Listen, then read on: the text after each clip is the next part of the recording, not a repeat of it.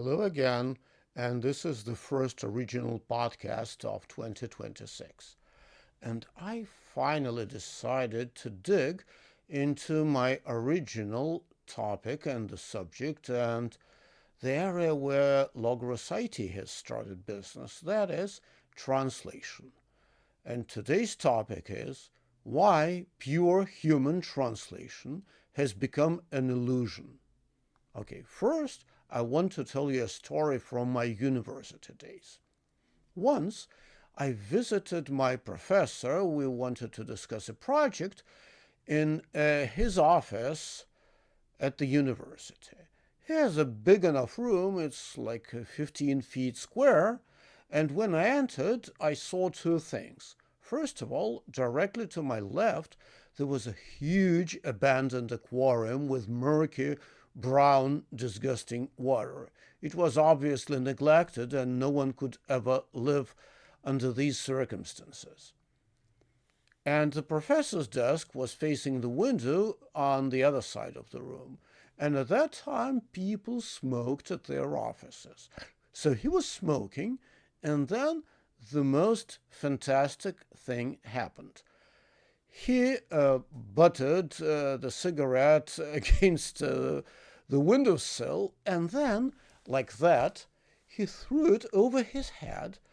The whole thing had a long flight. It was an arc that started at his desk and ended in the aquarium without him ever looking at that. And that was it. Okay, I realized it's no longer an aquarium, it's kind of an extinguisher and an ashtray combined. But then, that's what was one of the scariest memories of my university times. Suddenly, when the butt hit the surface, the whole surface of these murky waters started boiling. Obviously, there were some monsters there living in this never filtered water and feeding on cigarette butts, because I'm absolutely sure he never fed them. I couldn't see it. It's just like in Hitchcock movies. You never see the danger, and because of that, it feels even scarier.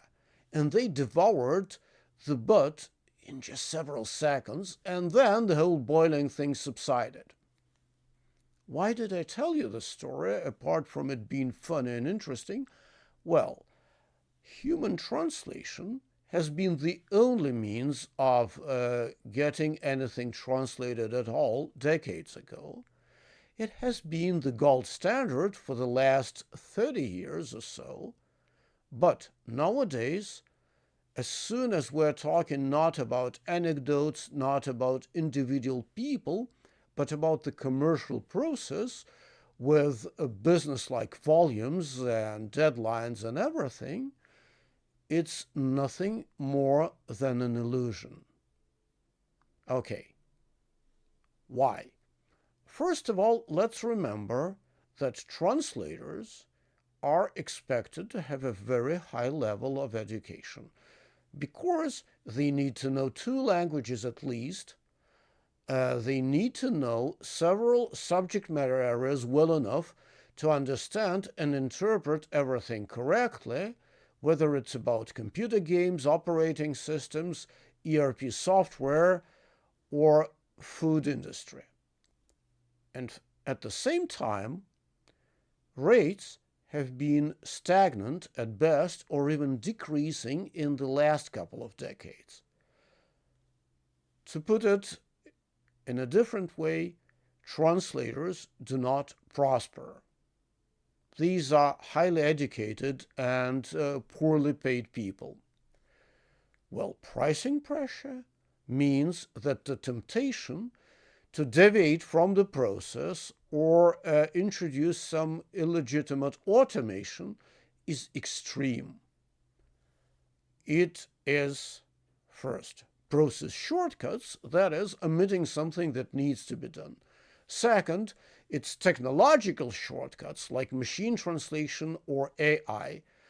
And the temptation is really terrible because currently machine translation is built into all computer-assisted tools, so it's easier than ever. In other words, overall, at the company level, when I'm looking at my own company, we have no way to control each translator as far as they have access to source text. Okay, all those MSAs and NDAs, they're good, they're in place obviously, they can prohibit something or limit something, but it doesn't mean that we have control.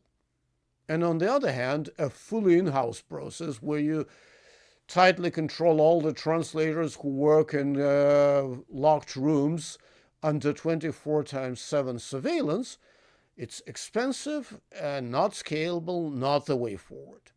Okay, so what are these deviations that I mentioned? Well, so first of all, let's start with the popular ones. Okay, the simple one that existed forever.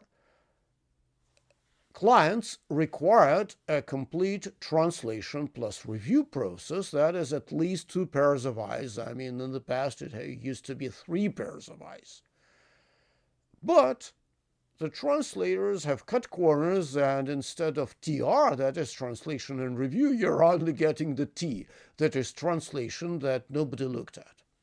Then, the other thing is, guess what happens when clients pay very low rates for translation or localization and expect to get a great service?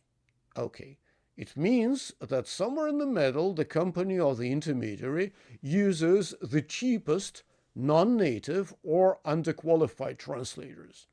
It's not a mystery, there is no other way to ensure pure human translation at very low rates, given all the inflation and stagnant rates.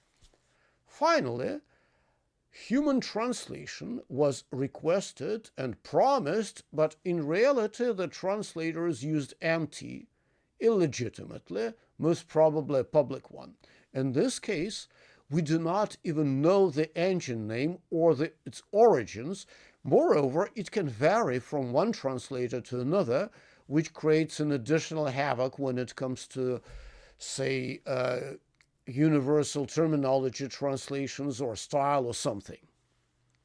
Or sometimes clients even accept that machine translation is going to be used, but they expect it to be called the so-called MTPE, that is machine translation plus post-editing. But guess what?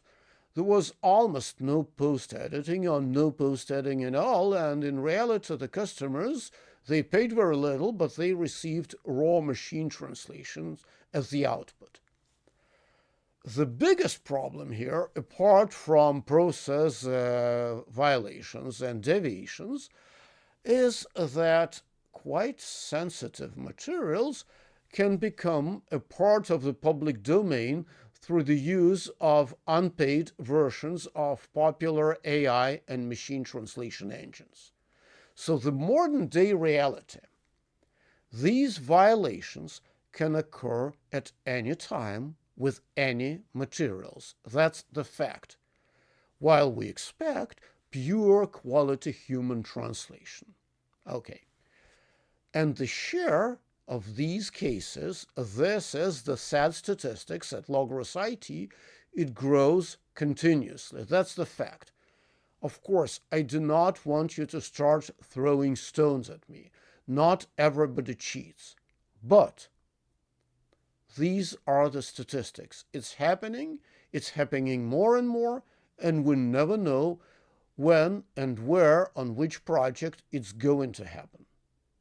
Now, you may have a question. Okay, you as a company should be checking for machine translation or AI translation origin of any work you receive. Well, of course we do.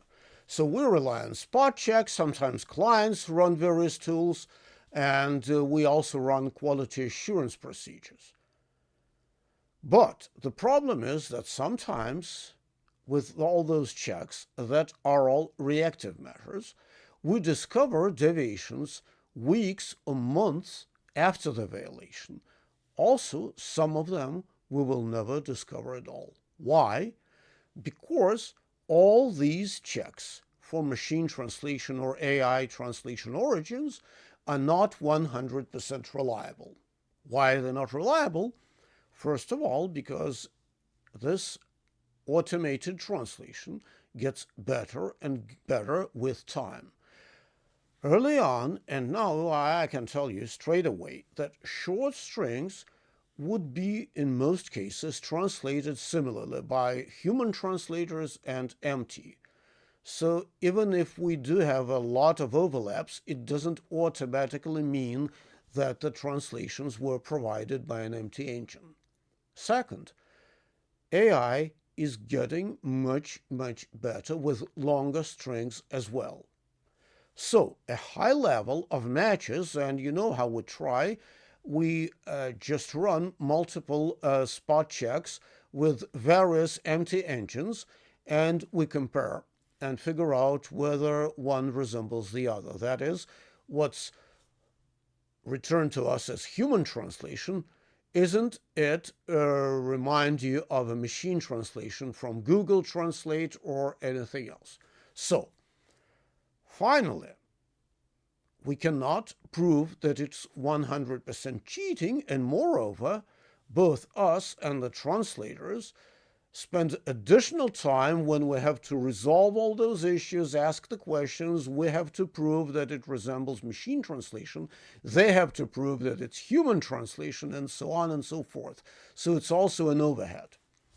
Moreover, the whole number of engines and apps grows all the time, and as a result, it's harder and harder to control because we have to check more and more sources. We have to compare against dozens of various versions of automated translation.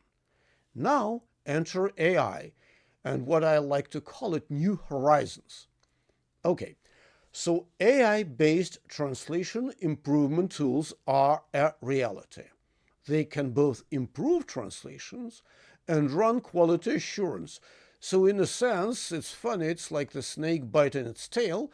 That is, first you translate using AI, and then you do quality assurance using AI. But this really works. So when implemented and applied properly in a responsible way, and I'm emphasizing the word responsible, first of all, to a certain degree, it can read and even understand the context within the whole document or the whole set of documents. Second, it dramatically improves the quality of segment-level machine translations. And finally, machine translations, that way, they can be aligned with existing translations taken from the translation memory. It all sounds great, so these are all technological improvements, but these tools, if they are applied by translators or translation teams, they make machine translation detection almost impossible.